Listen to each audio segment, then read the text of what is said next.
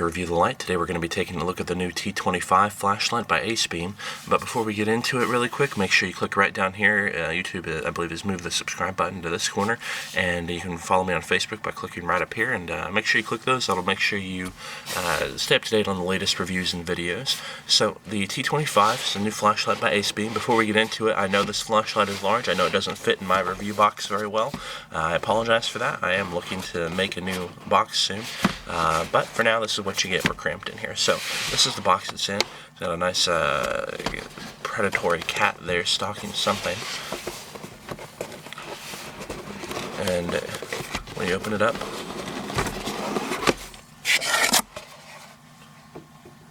inside you have the holster, the instruction card, and the warranty card. The lanyard is in there. In here you have a set of spare O-rings and a little spare tail cap cover, and the flashlight itself. And it also looks like you've got a couple of slots to store some batteries right there, but it doesn't come with any batteries.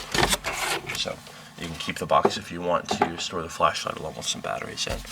Before we get into the video, I'll just show you really quick how it fits into this holster that's provided. And that's how that works there. So it just kind of covers the head of the flashlight and keeps the buttons from being pressed up here, and it protects the head but leaves the rear end sticking out. So that's how this holster works. Oh, and it also has the this couple of loops back here to secure it to whatever you want. One Velcro and one not Velcro, and then the plastic one. So, the flashlight itself uses a Cree XHP50 emitter, and this will be the first flashlight I've reviewed using this emitter, so I'm excited to see how it performs. But if my camera will focus on it, you can look down right in there. It kind of reminds me of the old MCE emitters in that it has 4 separate emitting surfaces in there. So this is going to be naturally a fairly floody emitter with how large it is, except for the fact that it's put in such a large reflector that it's able to focus it pretty well. So the Acebeam specs on this claim that it gets up to 3,050 lumens on its maximum output, and that it can throw up to 680 meters. I'll be testing those with my equipment here, but that's the claims through the specs, and it is pretty bright, so we'll see just how bright it gets. You can also see that the reflector is fairly heavily textured. That really helps smooth out the beam, and obviously with how large it is, it means that it can focus the light from that larger emitter and keep it pretty well focused and throw it pretty far. You can see it has the crenellated bezel, so if you have it standing on its head, you can still see if it's on or not. And you can see here we've got a little bit of a band of knurling around the head. It provides some grip, but it's already easy enough to grip, so mostly it's just kind of a style thing, I think. You can see we've got heat dissipation fins here around the head, and also down here near where the emitter is. Those really help to increase the surface area of the flashlight, which means it can get heat out away from the emitter and into the air faster. It prolongs the lifetime of your emitter, keeps it bright for longer, so that's good. You can see the 2 switches here. I'll get into their function in a minute. We've got the Acebeam logo and the model name there. The body has this knurling on it, so you get some good grip. And the tail also has the knurling around it, and a couple of loops where you can attach the lanyard and the switch. So the tail stand feature, it does kind of do a tail stand, but it's a little bit wobbly, but that's a possibility. So now we'll take a look inside. You can see, my camera will focus on the threads there. You can see, I'll try and illustrate, yeah, with my finger behind it, you can kind of tell they are square cut. They're fairly thin, but they are square cut, and they're anodized, which is my favorite way of seeing threads. It's also well lubricated, which is good. These threads are going to last a long time. You can see the spring in the tail, and I believe there's another spring in the head. Now, the fun thing about this flashlight is it can run off of 2 18650 size batteries or 4 CR123 size batteries, or if you take the spacer out, it can actually run off of 2 26650 size batteries. And those aren't as common, but they're larger, and they obviously fit this size, and they just have higher capacity than 18650 batteries. So not very many people use 26650 batteries, which is why they have this spacer in here, so you can use regular 18650 size batteries if that's all you have. I'm going to pop in 18650 batteries here just because that's what most people will probably be using. Yeah, there's a spring on the other end there. You can kind of see the give in the battery. So having springs on both ends means you're going to protect your light and your batteries from getting much damage if you drop it, which is nice. Okay, so to turn on the flashlight, you turn it on and off with the rear switch. So holding the switch about halfway down turns the light momentarily on until you just release it again. And if you press it all the way down, it'll click and stay on until you click it off again. And it does have mode memory, so it comes on whatever mode you use last. Now, to change the brightness, it's got these two buttons up here. You can see there's a circle button and kind of a squarish button with a triangle on it. So I like that the two buttons are different shapes. It's good for, if you're feeling around in the darkness, which is when you're usually using a flashlight. You don't only have which one's front and which one's back, but you can also feel the shape to tell which button is which.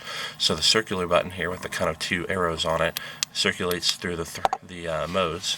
So right here we have the lowest mode, and you can't even really tell that much is going on. But it is very low. I believe the manual claims it's about 1 lumen. And then you just cycle through the modes here. So obviously you can't see very well in my light box on the white.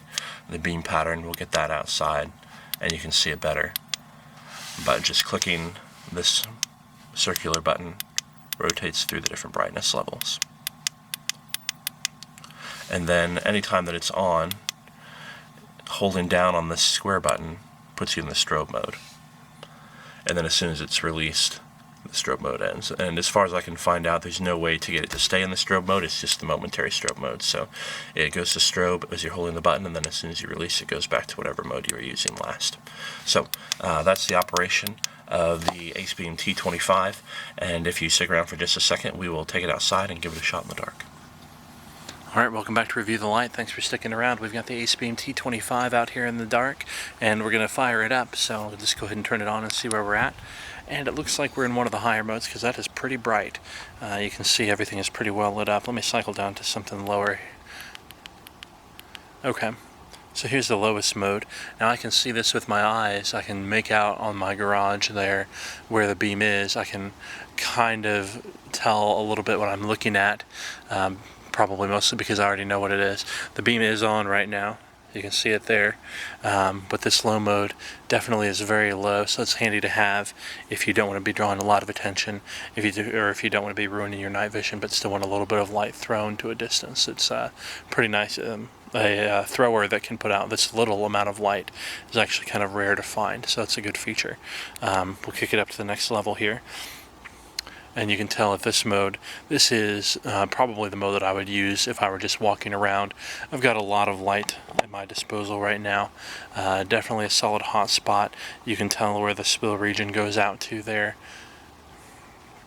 I'll just pan around a little bit. You can see this is plenty of light for getting around at night.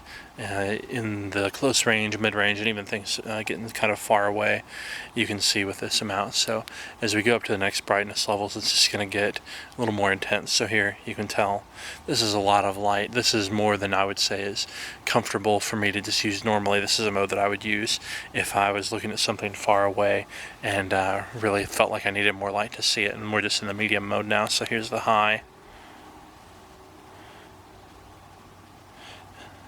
And I'll shine it up in my tree up there.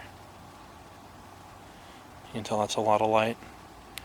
And then finally the turbo mode. You may not be able to see a lot of difference on the camera, but this is the maximum output there. So this is definitely plenty of light to see anything that you want to take a look at. And we've got a little bit of fog tonight, so you may be able to see the beam there even. That is kind of fun. So this is the Acebeam T25. Stick around for just a second longer, and I will try and find a better place to show you its long-range throwing capabilities. Thanks. Alright, thanks for sticking around. We've got the Acebeam T25, going to give it a long distance test, and I'll go ahead and fire it up. Here it is. Now this is obviously not too long distance. We'll pan around a second to a farther distance, but I'm going to have to leave it on autofocus, so I might go blurry for a little bit.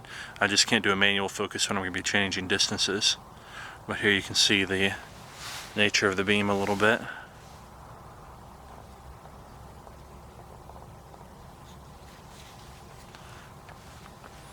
I'll pan it around to see something a little further away.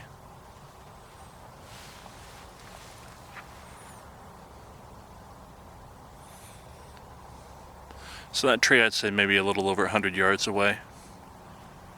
And obviously it's lit up really well. I can see it, you know.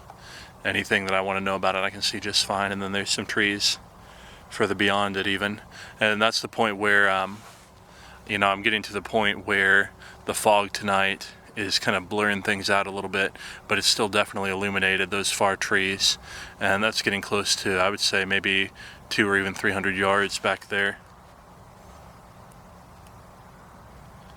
And I've just got a real good vision of them.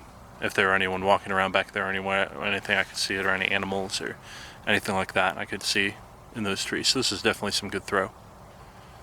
And not super focused. It just has, like you can see, it does have a spot. Not a super focused spot though, so its throw just comes from the sheer amount of output. Obviously the big reflector helps, it is focused, but a lot of floodlight also. So this is the Acebeam T25 outdoors. This long throw, and thanks for watching us on Review the Light. If you have any more questions, I'll put a link to the full review in the description below. And if you haven't yet, make sure you're clicking this button right down here to follow me on YouTube, this one up here to follow on Facebook. Make sure you keep up to date with the latest reviews and videos. Thanks, and have a great night.